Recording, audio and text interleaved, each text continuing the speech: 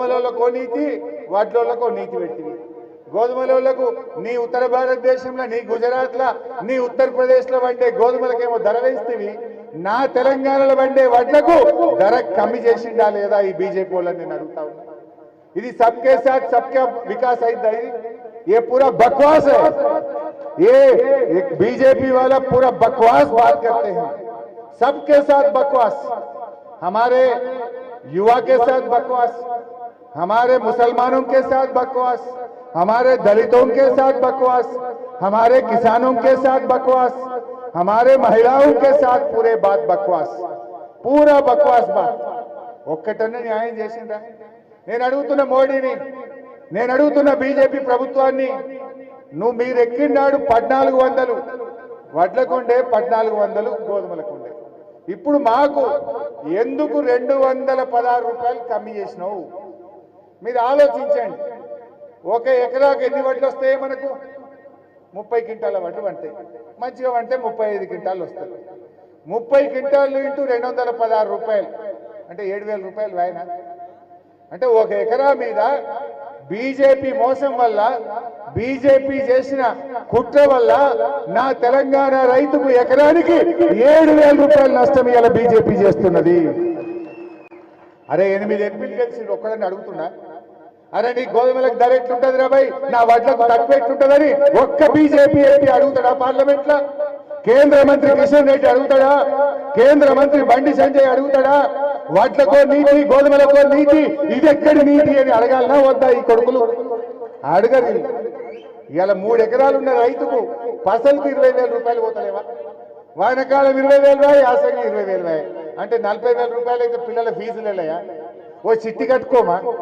మరి ఇది నష్టం కాదా పెట్టుబడికి అంతేనే ధర మంచిగా వస్తే ఈ బాధాప్త తీసుకొచ్చే పైసలు ఇది మోసం కాదా బీజేపీ చేస్తున్నది అరే 157 మెడికల్ కాలేజీలు పెడితే ఒక్క మెడికల్ కాలేజీ ఇయ్యరు జిల్లాకు నవోదయ అంటారు నవోదయాలు ఇయ్యరు మనకు జాతీయ రహదారుల్లో మొండి చేయి రీజనల్ రింగ్ రోడ్డును ఆన్నే బండబెట్టిండ్రు ఎక్కడ ఏం చేసిండ్రు ఆలోచించండి బీజేపీ ఎప్పటికి కూడా మనది కాదు ఎప్పటికైనా బీఆర్ఎస్ పార్టీకి మన తెలంగాణ ప్రజలకు పేగుబంధం ఉంటుంది కేసీఆరే మనకు శ్రీరామ రక్ష తెలంగాణ ప్రజలకు బీఆర్ఎస్ పార్టీయే శ్రీరామ రక్ష అరే మన యూరియా దొరకలే ఒక్క బీజేపీ అడిగినాడు ఒక్క కాంగ్రెస్ వాడు పార్లమెంట్ లో మాట్లాడినాడే అదే బీఆర్ఎస్ ఎంపీలు ఉంటే గల్లా పట్టుకొని నిలదీసి యూరియా తెచ్చేటోళ్ళం మనం అందుకే ఆలోచించండి ఎమ్మెల్యేలైనా ఎంపీలైనా ఎట్లయితే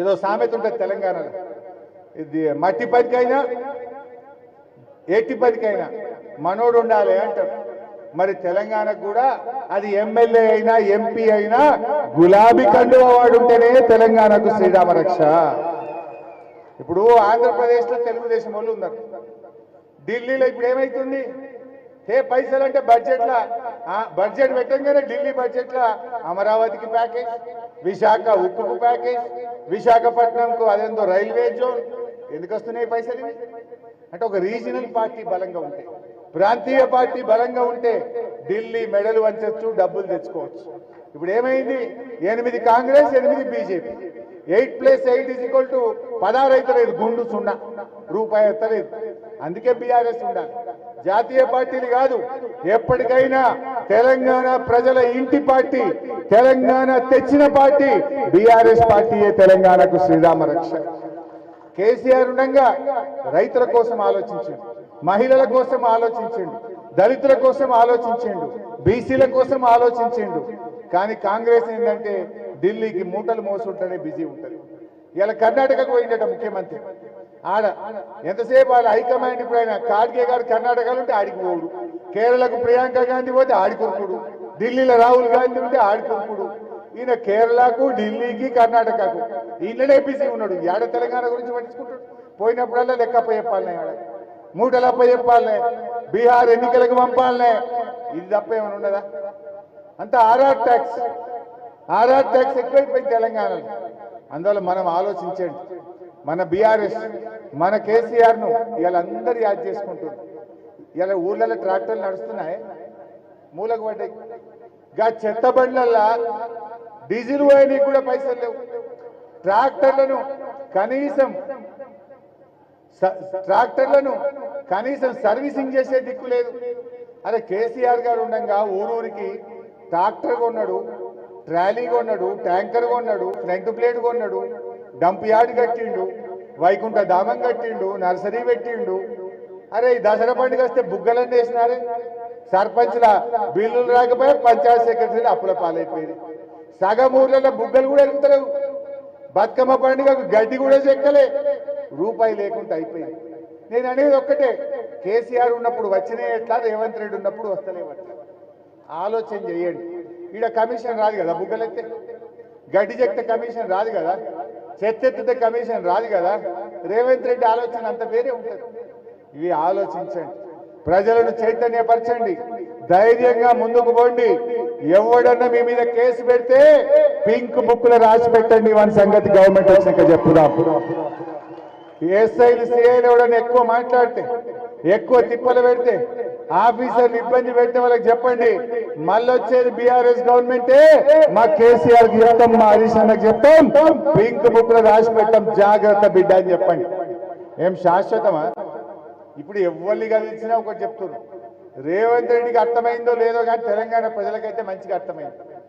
ఎవరము కూడా మైకు పెట్టినా ఎవరంటే కేసీఆర్ కావాలి అంటారు. ఎవరిని అడిగినా ఈ తప్ప మళ్ళీ తెలంగాణలో ఉండాలి, తెలంగాణలో అంటారు కొంతమంది. తెలంగాణ పార్టీ మంచిగున్నది, తెలంగాణ పార్టీ ఉంటేనే మాకు మంచిగున్నది, వాళ్ళే ఉండాలని మాట్లాడే పరిస్థితి వచ్చింది. అందరికీ అర్థమైంది. ఇలా ముస్లిం మైనార్టీలకు పొద్దున్నే జైరాబాద్కి పిల్లలు వచ్చింది. కేసీఆర్ ఉండగా మైనార్టీ గురుకులాలు పెట్టిండు, ఎస్సీలకు, ఎస్టీలకు, మైనార్టీలకు పెట్టిండు. అల్గోల్లో, జైరాబాద్ లో మైనార్టీ గురుకుల పాఠశాలల నుంచి 15 మంది పిల్లలకు డాక్టర్ సీట్ దొరికింది ఈ సంవత్సరం.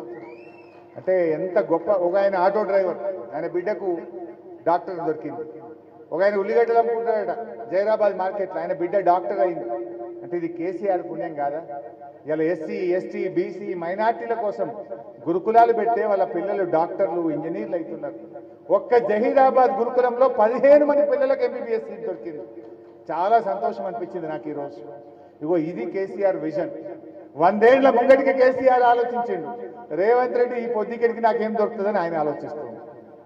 ఈ పొద్దుకెడికి లెక్క చూసుకునే కదా ఆయనది, 100 ఏళ్ల ముంగడికి చూసిన ఆలోచన కేసీఆర్. అయితే అన్ని కూడా అర్థమవుతా ఉన్నాయి. నేను మా ఆందోళనలో కార్యకర్తలకు, మా క్రాంతి గారి నాయకత్వంలో, మా జయపాలన నాయకత్వంలో మీరందరూ కలిసిమెలిసి పనిచేయండి. రేపు అన్ని జిల్లా పరిషత్ సీట్ల మీద బీఆర్ఎస్ పార్టీ గెలవాలి. సంగారెడ్డి జిల్లా పరిషత్ మళ్ళీ బీఆర్ఎస్ కైవసం చేసుకునే విధంగా అందరం కలిసికట్టుగా ముందుకు పోదాం. మా సోదర సోదరీమణులందరికీ